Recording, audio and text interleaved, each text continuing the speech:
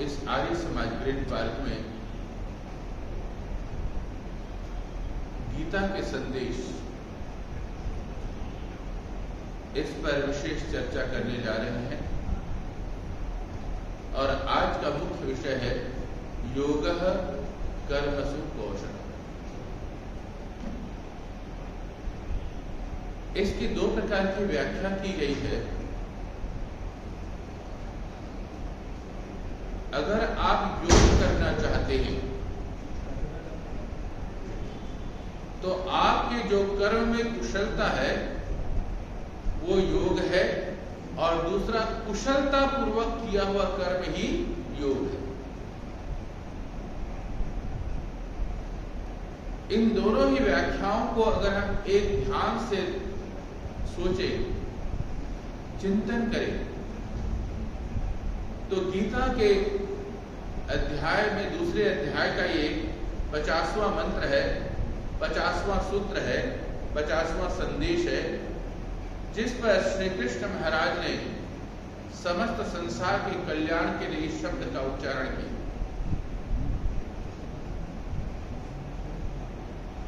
अगर गीता को ध्यान से पढ़ा जाए तो मुझे सबसे ज्यादा समझ में आता है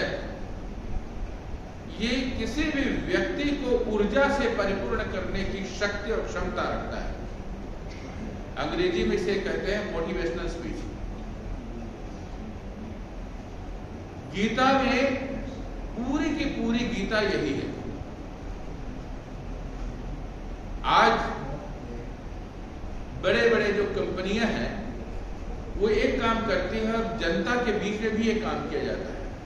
प्राचीन काल ऋषि मुनि ऐसे करते थे, आज भी हमारे समाज के माध्यम से करते हैं। अगर किसी व्यक्ति के मन में कोई विषाद, दुख, परेशानी पैदा हो जाए,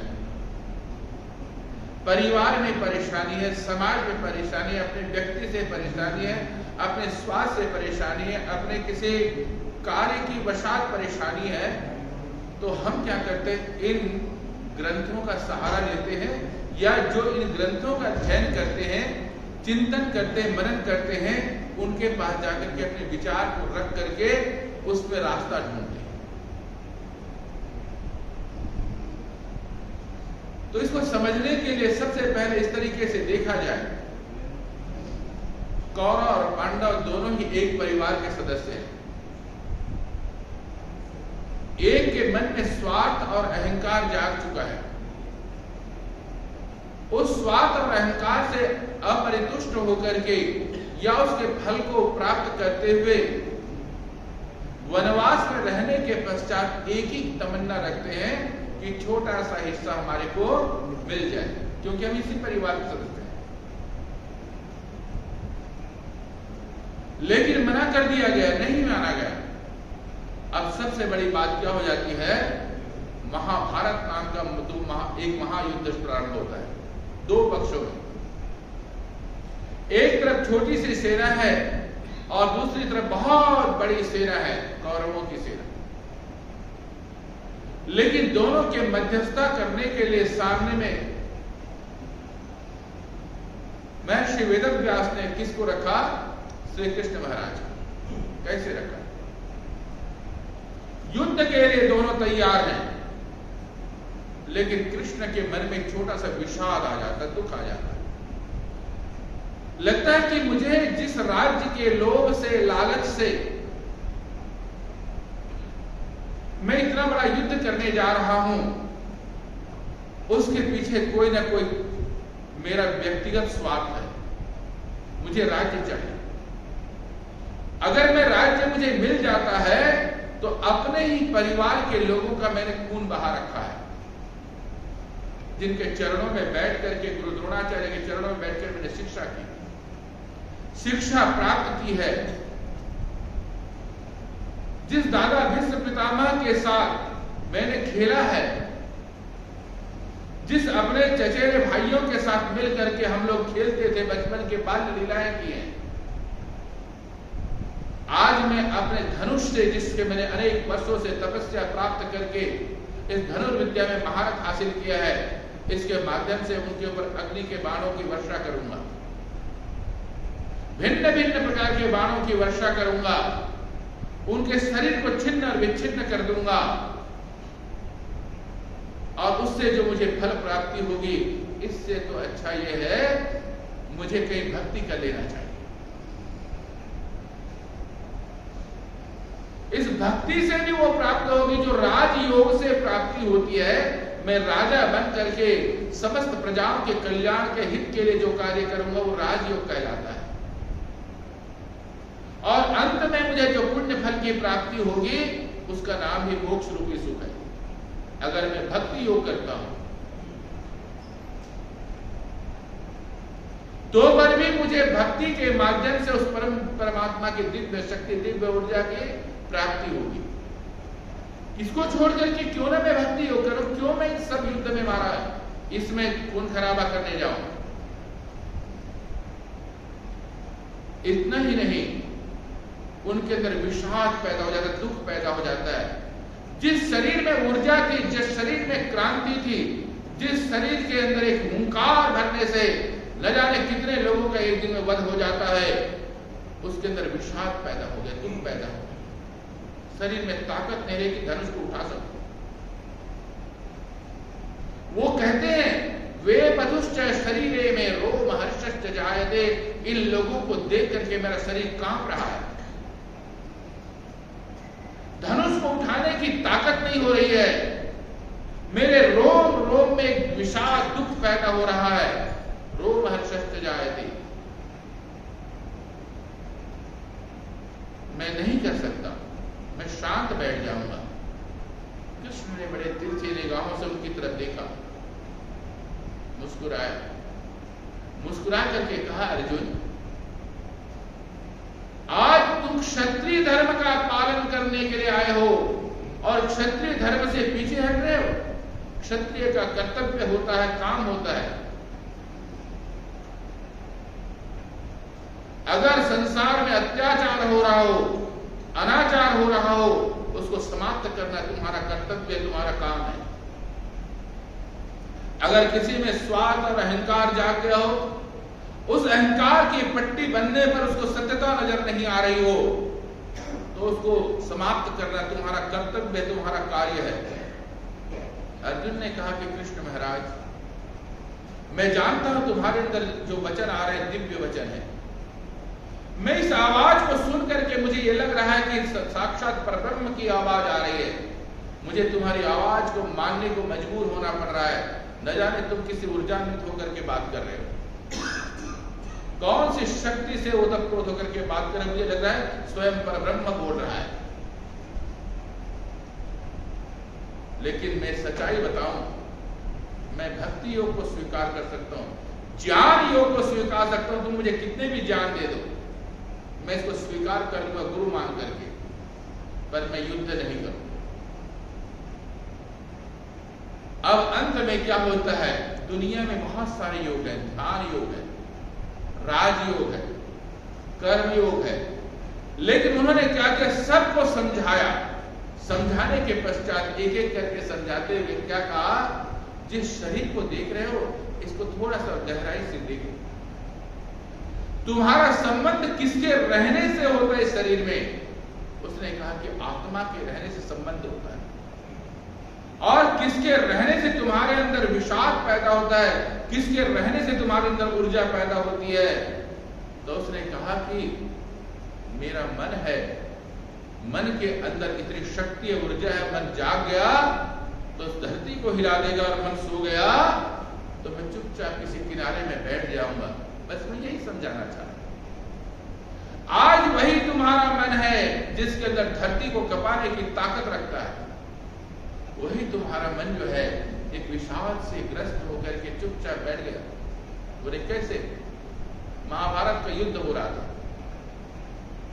मैं आपको कर्मयोग के विषय में बताने जा रहा हूं। सबसे पहले उदाहरण के साथ में ये पूरा सूत्र है, बुद्धि युक्तो जहाती है उभे सुकृत दुष्कृते तस्माद् योगा युज्यस्व योगः कर्मसु कौशल। आज का विषय है योगः कर्मसु कौशल। पूरा सूत्र अपने बुद्धि से सोचना, विवेक से सोचना, लेकिन कैसी बुद्धि, कैसे विवेक? स्थिर बुद्धि, स्थिर विवेक। एक पक्ष का होना चाहिए, सिर्फ से तुम्हारा अपने जाति, अपने धर्म, अपने कर्तव्य, अपने आचरण को युक्त होकर के तुम एक पक्ष में तुम अपने आप को रख लो। संसार में हारता कौन है जानते हैं? एक ही व्यक्ति हारता है, जो सोचता क्या है मैं बैठा तो यही हूं, सोचता इस मंदिर में सुख नहीं, दूसरे मंदिर में सुख होगा, वहां चला जाता है। मेरे घर में सुख नहीं, दूसरे के घर में सुख होगा। इस तीर्थ स्थल में सुख नहीं, उस तीर्थ स्थल में सुख होगा।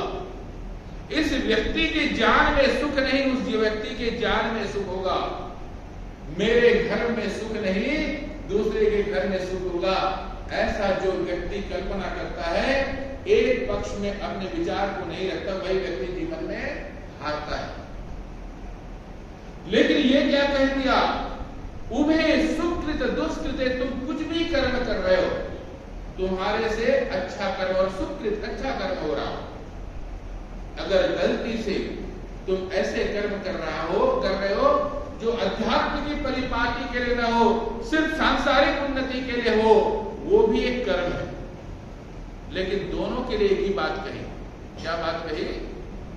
दोनों के विषय में तुम्हें एक ही रास्ते से सोचना है। कैसे सोचना है? तस्मात् योगा युज्यस्व, उस समय में तुम योग से युक्त हो जाओ। योग का मतलब ये नहीं है यहां पर सीधा बैठ गए, लंबे गहरी सांस ले, ध्यान से युक्त हो गए, धीरे धीरे अपने आप में आत्म विभोर हो गए। यहां पर ये नहीं कहा, यहां योग कर्म सुकौशलम। तुम्हारा योग क्या है? तुम अपने कर्म को कुशलता पूर्वक करना। जब तुम्हारे कर्म में एक ही पक्ष होगा, एक ही उद्देश्य होगा, तो समझ लेना कि तुम कर्म की ओर बढ़ते चले जा रहे हो। मैं दोनों ही पक्ष को आपके सामने में रखने जा रहा हूं। उदाहरण के तौर पर, अगर कोई व्यक्ति ये कह दे कि तुम्हारा मन एक ही पक्ष में लगना चाहिए, तो दोनों ही पक्ष आपके सामने में हो सकता है, सकारात्मक भी और नकारात्मक कारण भी होता है। महाभारत का युद्ध हो रहा था, कौरवों की तरफ से गुरु द्रोणाचार्य युद्ध कर रहे थे। जो सभी शिष्यों के, जो सभी वहां पर कौरव और पांडव के गुरु थे, उनके आचार्य थे, जिन्होंने उनको धनुर्विद्या सिखाया। तो आप समझ सकते हैं उनके धनुष में कितनी ताकत होगी, कितनी ऊर्जा होगी। कृष्ण ने देखा कि जिधर गुरु द्रोणाचार्य धनुर्विद्या के माध्यम से जिधर बाणों की वर्षा कर रहे, उधर तो लाश ही लाश नजर आ रहा है। उन्होंने मुस्कुराया, कहा कि कुछ न कुछ उपाय करना पड़ेगा। अर्जुन, ध्यान से देखो और शांत भाव से मेरी बात को सुनना, थोड़ा चुप रहे, मेरी लीला देखो। उन्होंने क्या किया? अपने सैन्य को तैयार किया और सैन्य को तैयार करके अपने ही सैनिक से एक हाथी को मरवा दिया और हाथी को मरवा करके जोर से शोर मचा दिया गया कि अश्वत्थामा मारा गया। और जोर से चिल्लाया, अश्वत्थामा मारा गया। तीसरी बार जब जोर से चिल्लाया, तो अगर किसी बात को 3 बार कह दिया जाए ना, तीसरी बार आदमी सोचने को मजबूर हो जाता है।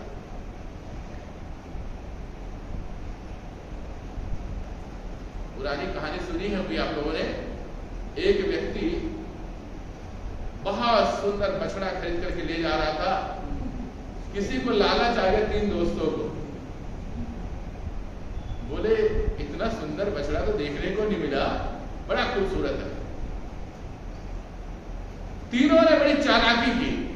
एक थोड़ी दूर में जाके बैठ गया, उसके थोड़ी दूर में और एक जगह बैठ गया, आखिरी दूर में और एक बैठ गया। किसान बेचारा भोला भाला उसको लेकर के जा रहा है। एक पहले झाड़ी से निकला, बोला, ये बकरी कहां से गया?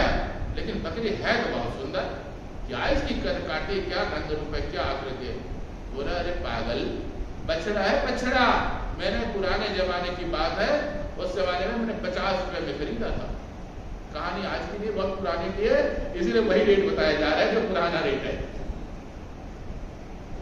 उसने कहा होगा तुम्हारे लिए बछड़ा, लेकिन मुझे तो बकरी जैसे नजर आ रहा है बहुत खूबसूरत। थोड़ी दूर आगे गया, आहा इतनी सुंदर बकरी मैंने कभी नहीं देखी। दूसरा आदमी आगे बोला कि बछड़ा तो नहीं नजर आ रहा है, बिल्कुल बकरी है, लेकिन इतनी सुंदर बकरी है, गजब की है। भाई तू एक काम कर, कितने में खरीदा? 10 रुपए फालतू ले ले, पर मुझे इसको दे दे। बोला बछड़ा है मैंने 50 में खरीदा है, आगे चल करके बड़ा अच्छा काम करेगा खेती का। बोले नहीं नहीं, बकरी तो 20 रुपए की मिलती है, तूने कैसे खरीद लिया 50 रुपए बछड़ा समझ करके? गलत फहमी, किसी ने तेरे को ठग दिया। अब वो मान गया, आगे पीछे घूम करके 3-4 बार क्या देखता है, ये बछड़ा नहीं बकरी है, मान लिया, लेकिन फिर भी बोला मैंने खरीदा, ले जाता हूं। जब आगे थोड़ा सा और जाता है, तीसरा निकलता है, वो गजब के बकरी है, बहुत खूबसूरत है, कितने में खरीदा? 20 रुपए का मिल जाता है इतना सुंदर बकरी। तो एक काम कर, तू मेरे डबल रेट ले ले, 40 रुपए ले ले, लेकिन इस बकरी को यहाँ छोड़ जा। अब वो घबराया, गांव जाऊंगा तो मेरी बेइज्जती होगी। सब मैं बछड़ा खरीदने गया था, घर वालों को बता करके इतना पैसा लगाया, और मैंने क्या किया कि बकरी खरीद के ले आया, बकरी मान करके वहीं छोड़ गया। 50 की चीज को 40 में लेकर के चला गया। चलो भागते दूध के कुछ तो सही, ये समझ करके मन एक ऐसा चीज है, 3 बार 4 बार कह दिया जाए तो मान लेता है। अश्वत्थामा मारा गया। जब 3 बार जोर से कहा गया तो वो बोला कि अश्वत्थामा कैसे मारा जा सकता है? अश्वत्थामा एक हाथी का भी नाम था, और गुरु द्रोणाचार्य के पुत्र का नाम भी था, वो भी बड़ा धनुर्विद्या से प्रवीण था। इसीलिए कहा कि अगर, और सबसे ज्यादा प्रेम था तो अपने पुत्र से था, क्योंकि वो विद्वान भी था, योग्य भी था, कुशल भी था, इसीलिए उसको अपने पुत्र पर बड़ा गर्व था। अब उसने कहा कि मैं इस बात की सत्यता किससे साबित करूं? तो उस जमाने में एक ही व्यक्ति था जिसको धर्मराज कहते हैं। कौन था वो? युधिष्ठिर। युधिष्ठिर से पूछा, युधिष्ठिर क्या सचमुच अश्वत्थामा मारा गया? कृष्ण ने अपनी तिरछी निगाह से उसको देखा, कहा कि बोल दो को अश्वत्थामा मारा गया। आज भी महाभारत में जाकर के देखे तो वो सूत्र वहां पर है, अश्वत्थामा हतो हतः, अश्वत्थामा मारा गया, मारा गया। इतना कहते ही धर्मराज तो धर्मराज है, उसने कहा कि मैं कंफर्म नहीं हूं, पक्का नहीं हूं, वो हाथी भी हो सकता है, वो तुम्हारा पुत्र भी हो सकता है, लेकिन अश्वत्थामा मारा गया। दूसरे वाक्य को कहते ही जोर से शंखनाद कर दिया गया कि अश्वत्थामा मारा गया, और कुछ लोगों ने चिल्लाना भी शुरू कर दिया, अश्वत्थामा मारा गया। दूसरा वाक्य वही आवाज में विलुप्त हो गया। विलुप्त होने से अब उसने अपने पुत्र मोह में और दुख से दुखी होकर, जो व्यक्ति जिसके हाथों से, जिसके धनुर्विद्या से हजारों आदमी एक दिन मारे जा रहे थे, वो धनुष को एक किनारे रख करके चुपचाप बैठ गया। उसी समय में द्रौपदी का भाई आता है धृष्टद्युम्न, निकाला तलवार और एक क्षण में गर्दन अलग कर दिया, और महारथी को 1 मिनट में समाप्त कर दिया। किसके बलबूते पर? सिर्फ दिमाग को चेंज कर दिया, कुछ नहीं किया गया। एक महाधनुर्धारी, महाशक्तिशाली, महाओजस्वी व्यक्ति, जो सबका आचार्य, सबको सिखाने वाले व्यक्ति को अपने शब्दों के खेल से, अपने शब्दों के जाल से उसको क्षण मात्र में चुपचाप बिठा दिया गया। वो चाहता तो अपने धनुष को अगर उठा लेता तो क्या धृष्टद्युम्न थी, क्षण मात्र में समाप्त हो जाती। तो यही कार्य योगीराज कृष्ण करते हैं। क्या करते हैं? जब चुपचाप बैठ जाते, देखो मतलब एक नेगेटिव में, मैंने आपको कहा नकारात्मक तरीके से उसको समझाया गया तो समाप्त हो गया। सकारात्मक ऊर्जा भर देते हैं किसके अंदर? अर्जुन के अंदर। अर्जुन को कहते हैं, अर्जुन एक क्षत्रिय का कर्म क्या होता है? राष्ट्र की रक्षा करना, दुष्टों से अच्छे व्यक्तियों की रक्षा करना, जैसे राम ने किया। ये तुम्हारी कुल परंपरा है, क्षत्रिय परंपरा है। तो बोले कि तुम कुछ नहीं करना, तुम अपना कर्म करना, हर व्यक्ति अपना काम करे, जो भी कोई काम कर रहा है काम करे, कुछ भी काम करते हो, लेकिन एक बात याद रखना कि उसको कुशलता पूर्वक करना, न लोभ रखना, न लालच रखना, काम को काम समझ के करना। एक छात्र पढ़ाई करता है, माता पिता उसकी पढ़ाई को देख के खुश हो जाते हैं। आचार्य बोलते हैं क्या विद्वान छात्र है, सिर्फ वो एक काम करता है, न दाएं देखता न बाएं देखता, अपनी शिक्षा पे फोकस करता है। जो भी ग्रंथ में पढ़ाया जा रहा है, जो आचार्य के मुख से निकल रहा है, दोनों को एकदम मस्तिष्क में बिठा लेता है, शांत गंभीर होकर के उसके ऊपर गहन चिंतन करता है, न दाएं सोचता न बाएं सोचता। आचार्य जब प्रश्न करते हैं तो बड़े प्रेम से उन सारे प्रश्नों का जवाब दे रहा है, तो एक पक्ष हो गया, वो योग कर रहा है। आप कोई भी काम करते हैं, अपना अपना काम करते हैं, कोई व्यापार कर रहा है, कोई अपना कार्य कर रहा है, कोई नौकरी कर रहा है, काम तो करो, लेकिन काम करते समय उसके अलावा कुछ मत सुनो। मेरे को जो कर्म दिया गया, जो मेरे को कर्म करना है, उस काम को मैं इतना निपुणता से, इतने कुशलता से करो, लोग बोले वाह क्या गजब का आदमी है, ये जो काम करके देता है, जो काम करता है, उसमें क्या कमाल है। वो वास्तव में योग है। कुशलता पूर्वक किया हुआ काम ही योग होता है। अगर उसमें लोभ आ जाए, अगर उसमें लालच आ जाए, जिसको आना ही आना है, आप काम करोगे फल तो मिलना ही मिलना है। कुछ भी काम करोगे, एक व्यक्ति ध्यान से देख के नहीं चल रहा है, रास्ते में पत्थर आ रहा है, उसका दाएं बाएं ध्यान है, सोच कुछ और रहा है, ऊपर दूर देखते हुए चल रहा है, वो चल तो रहा है, लेकिन ठोकर लगी तो क्या होगा, गिरेगा चीज में। लेकिन वो ध्यान से हर कदम को देखते हुए चल रहा है, सोचता है जाकर के मैं सोच लूंगा, शांत भाव से जिस विषय में सोच रहा हूं, वो पत्थर आएगा, देखेगा, साइड से रास्ता निकाल के चला जाएगा। हो सकता है अगर उसके कंट्रोल में होगा तो उस पत्थर को उठा के साइड में रख देगा ताकि किसी और को चोट न लगे, फिर निकल जाएगा। उसके चेहरे पर प्रसन्नता भी होगी, अपने स्थान पर कुशलता पूर्वक पहुंच जाएगा। ये गति आप आर्य समाज का कार्य करते, निस्वार्थ निष्काम भाव से यज्ञ किए चले जाओ, निस्वार्थ निष्काम भाव से ज्ञान यज्ञ में बहे चले जाओ। गीता की धारा का प्रवाह हो रहा है, वेदों की धारा का प्रवाह हो रहा है, ज्ञान की गंगा बह रही है, इसमें नहाते चले जाओ। क्या नहाने से शरीर की शुद्धि नहीं होती? ज्ञान की गंगा से आपके मन की शुद्धि नहीं होती? ये सारे से आपको प्राप्त होना ही होना, आप चाहोगे तो भी होगा, नहीं चाहोगे तो भी होगा। लेकिन यहां बैठ करके अगर किसी अन्य के विषय में अच्छा या बुरा दोनों भी सोच सकते हो, सोचोगे तो आप ज्ञान की धारा में प्रवाहित नहीं हो रहे, आप स्नान नहीं कर रहे हो, एक पक्ष में। और उसके लिए क्या करना पड़ता है, अपने रीढ़ की हड्डी के साथ में जो आपकी नस है, जिसमें ज्ञान का प्रवाह होता है, दिमाग से जो सोचते हो शरीर के अंग प्रत्यंग पर चला जाता है, उस पर थोड़ी देर एकाग्र हो जाओ, कह दो कि मुझे वही सोचना है जिसको मैं सोचने के लिए आया हूं, जो वही सुनना है जो मैं सुनने के लिए आया हूं, वही करना है जो मेरा जीवन का कर्तव्य है, वही मैं आचरण करूंगा जो मेरे जीवन का ध्येय है। अगर ये बातें सामने में आ जाती है तो आप योग कर रहे हैं। ये गीता का संदेश है। तो गीता का संदेश बड़ा सुंदर बताता है कि जब कभी मन में ये भावना उत्पन्न हो मैं योग करूं, तो आपको जरूरी नहीं है कि आप बैठ करके ध्यान मग्न हो जाओ, ये आवश्यक है। सुबह और शाम बैठ करके ये सोचना जरूर है। सबसे पहले वैदिक मंत्रों के माध्यम से गायत्री की उपासना करते हुए अपने आप को किसी दिव्य शक्ति में समर्पित कर दो। उससे पूछो मैंने जो कल कर्म किया था उसमें क्या कमी रही,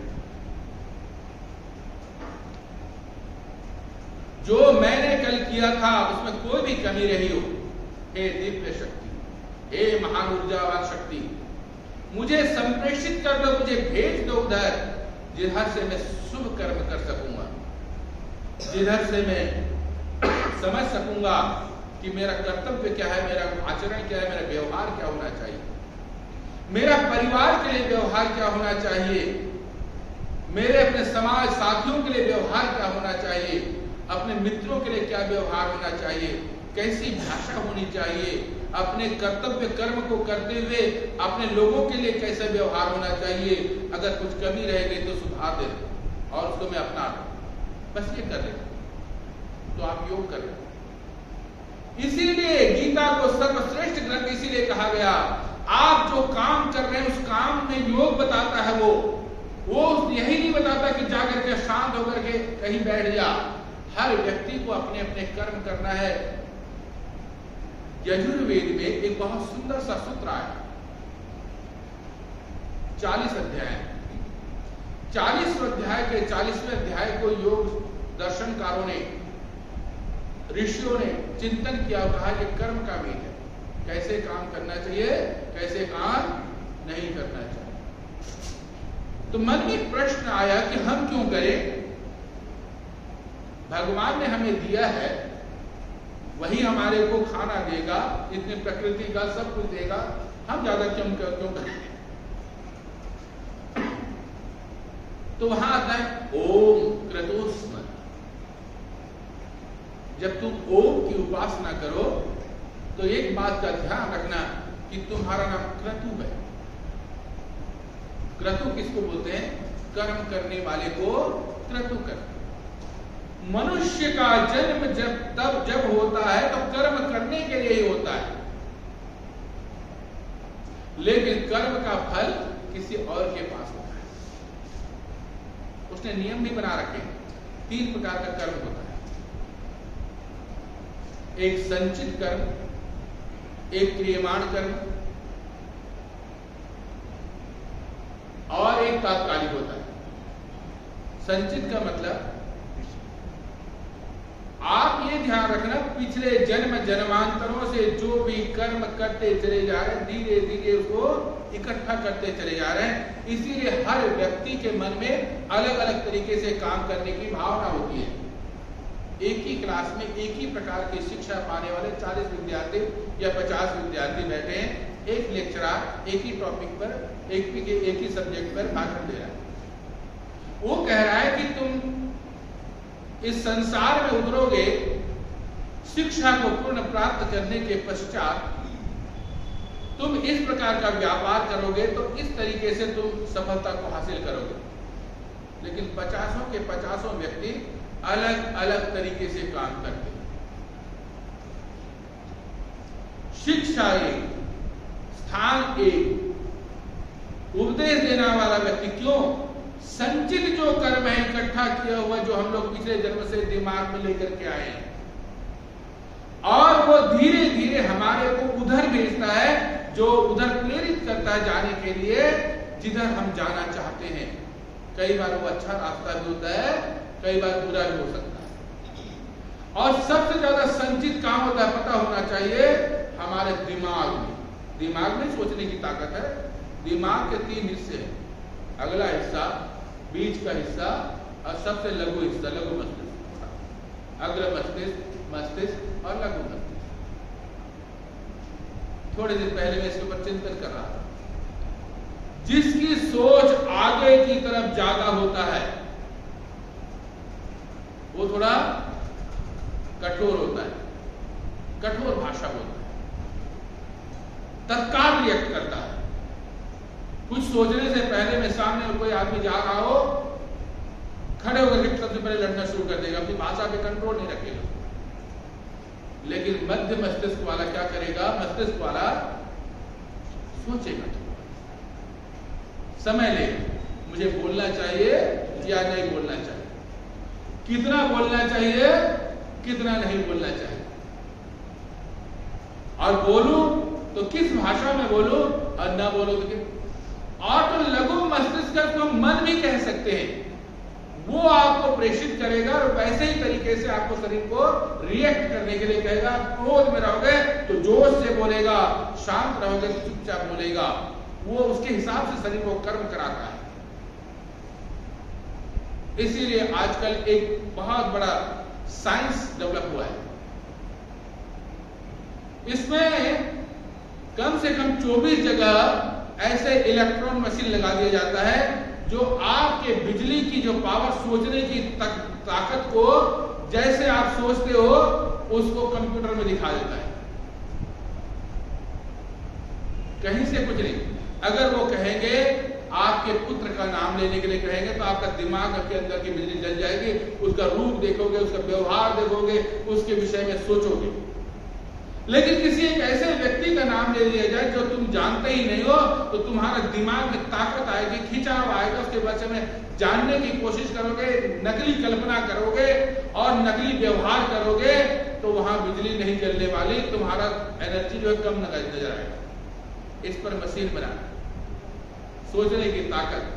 आजकल तो क्या बोलते रहते हो, अंग्रेजी में बोलते हैं लाई डिटेक्टर, झूठ बोलने की मशीन। अगर आपसे पूछा गया और आपने झूठ बोल रहे हो, कुछ से ही नहीं करते, दिमाग से पकड़ते हैं। कुछ व्यक्ति ऐसे भी होते हैं कृष्ण की तरह, दूर से व्यक्ति को देख करके जान जाते हैं क्या सोच रहा है। उनकी पावर जो है ना कंप्यूटर से भी सुपर है, क्योंकि उन्होंने उपासना की, ब्रह्म में है। इसीलिए आज साइकोलॉजी डेवलप हुआ है कि व्यक्ति जब चल करके आ रहा होगा तुम्हारे पास में, कैसे चल रहा होगा, किस तरीके से चल रहा है, चेहरा मुरझाया हुआ है, खिला हुआ है, और या दुखी है, परेशान है, विषादग्रस्त है, वो सब को वो पकड़ लेता है और पकड़ करके फिर उसी तरीके से व्यवहार करता है। कृष्ण महाराज यही कह रहे थे, ये विषाद योग से ग्रस्त है। हे अर्जुन, तुम कर क्या रहे हो?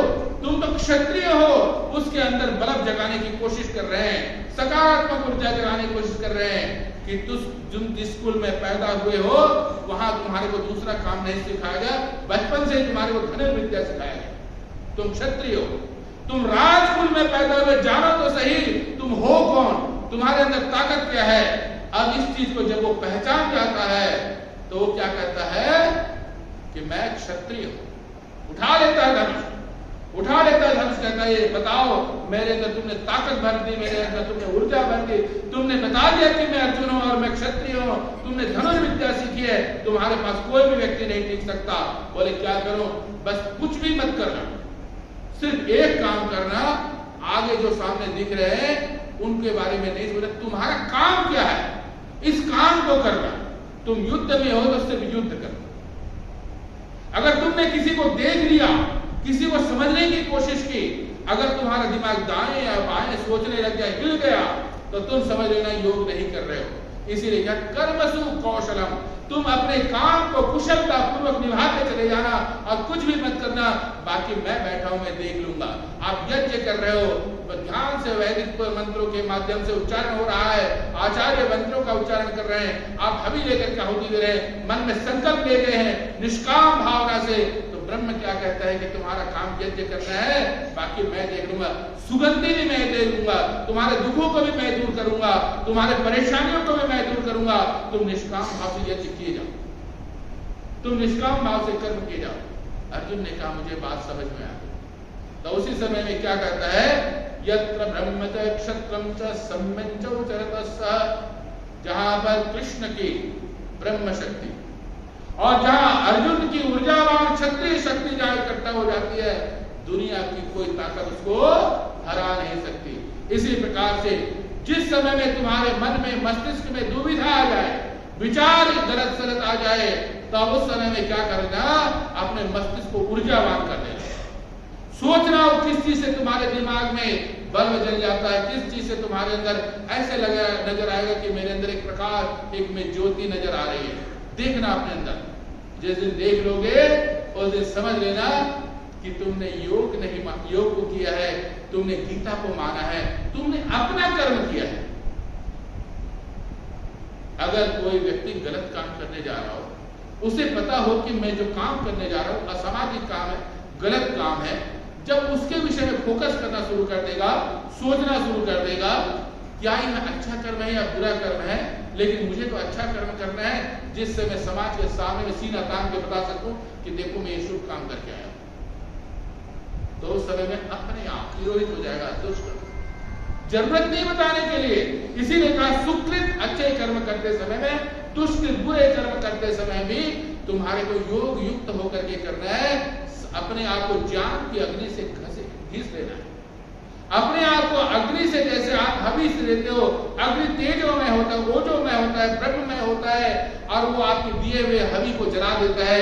इसी प्रकार से अपने समस्त विचारधाराओं को उसके अंदर समाहित कर देना, वो आपको रास्ता दिखा देगा, समझा देगा, और समझाने के बाद आप जान जाओ कि मैं कौन हूं, मेरी शक्ति क्या है, मैं किस लिए संसार में आया, मेरी ताकत क्या है, आप पहचान जाओगे।